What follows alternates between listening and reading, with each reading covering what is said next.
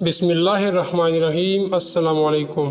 ابو عبداللہ محمد بن جابر الباطانی سن 1858 عیسوی سے لے کر ابو عبداللہ محمد بن جابر الباطانی مصر کے مشہور ماہر فلکیات اور ریاضی دان تھے۔ مغرب میں الباطانی کو آپ کے نام کی لاطینی ترجمے سے جانا جاتا تھا۔ ابو عبداللہ کا الباطانی نام البرٹجینیس تھا۔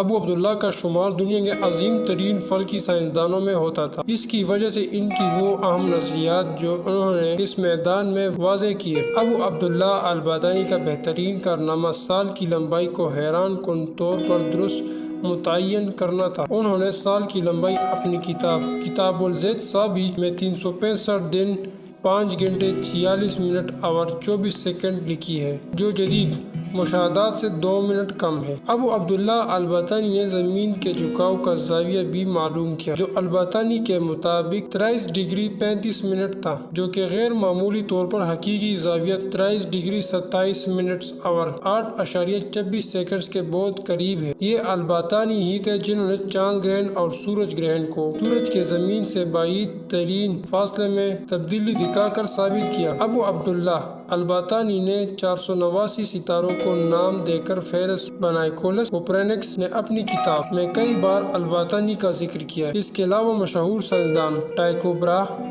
گلیلیو کیپلر نے بھی اپنے مشاہدات میں الباطانی کا حوالہ دیا۔ آپ کی سائنسی خدمات پہ چاند کے کریٹر البرٹجینیس کریٹر کو آپ کے نام پر رکھا گیا۔